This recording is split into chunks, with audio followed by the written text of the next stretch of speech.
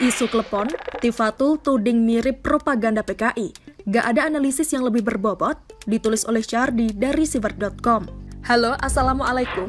Berjumpa dengan suara Kirana di channel Jurnal Media. Masih seputar ribut-ribut mengenai klepon yang katanya tidak islami. Gara-gara satu kalimat yang berbau agama jadilah heboh hingga sempat menjadi trending topik di Twitter. Berbagai spekulasi pun bermunculan dengan berbagai analisis mengenai maksud dibalik ini semua. Kue klepon tidak islami, yuk tinggalkan jajanan yang tidak islami dengan cara membeli jajanan islami. Aneka kurma yang tersedia di toko syariah kami, Abu Ikhwan Aziz, bunyi tulisan dalam poster yang beredar. Kenapa tidak islami? Apakah harus kebab atau daging unta panggang baru bisa disebut begitu? Atau kleponnya harus pakai sorban? Ada juga meme balasan yang sangat lucu dan menohok. Ada yang nemu toko Abu Ikhwan Aziz yang bilang klepon gak islami, nyari tokonya gak nemu, di Maps gak ada, FB gak ada, websitenya gak ada, akun IG ada personal, baru jadi hari ini. Katanya jualan kurma, niat jualan gak sih? Kata salah satu akun. Tolong yang tahu sumber asli gambar ini kasih tahu. Saya penasaran kenapa kue klepon tidak islami. Apakah karena kue klepon tidak mengenakan hijab? Kata akun yang lain. Jadi kalau ada tahlilan dengan Pak Kiai di kampung dan disajikan klepon, maka tahlilannya akan kurang islami dibandingkan misal jemaah gereja Koptik di Mesir atau gereja Ortodoks di Palestina yang mengunyah kurma, kata akun lainnya.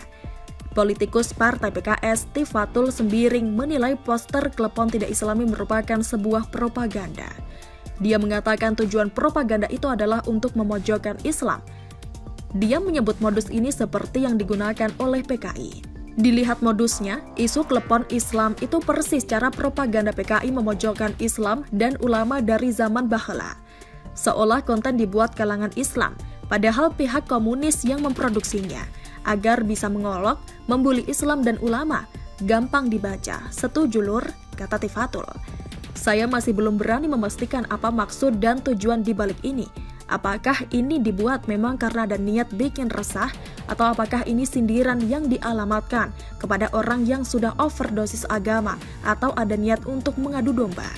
Akan tetapi Tifatul Sembiring dengan entengnya bilang itu ada kemiripan dengan propaganda PKI.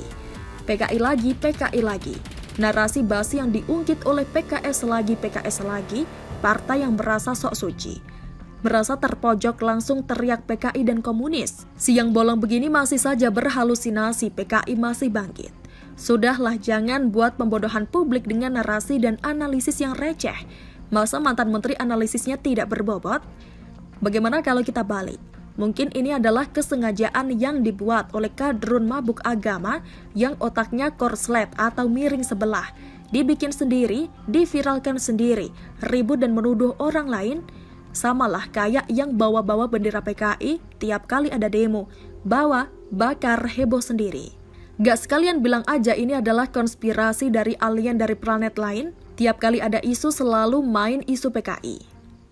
Justru inilah yang bikin orang lain makin benci dan mual. Kerjanya cuma menuding tanpa bukti. Coba sebutkan satu saja orang yang terbukti jadi anggota PKI sekarang ini. Ribut-ribut tapi kok tidak ditangkap? Suruh tuh gerombolan penjual agama itu sweeping, cari anggotanya dan tangkap. Kenapa sampai sekarang tidak bisa? Mau bodohi publik? Kalau hebat laporin tuh. Kalau tidak berani, artinya cuma banyak gaya sok pintar. Sekarang PKI jadi heboh gara-gara mereka. Beda pendapat dibilang mirip PKI. Lama-lama PKI jadi tidak menakutkan lagi gara-gara ini. Yang ada malah jadi bahan tertawaan. Tapi kalau dipikir-pikir, dulu jadi menteri aja entah apa kerjanya. Bisa-bisanya diangkat jadi Menkominfo, disindir soal kecepatan internet di Indonesia yang lambat, malah dibalas dengan pertanyaan bodoh, untuk apa internet cepat?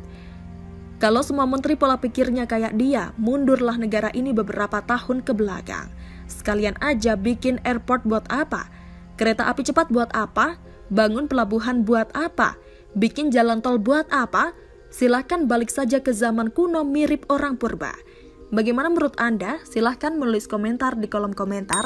Jangan lupa untuk like, subscribe, dan share. Kirana pamit. Wassalamualaikum warahmatullahi wabarakatuh. Sampai jumpa.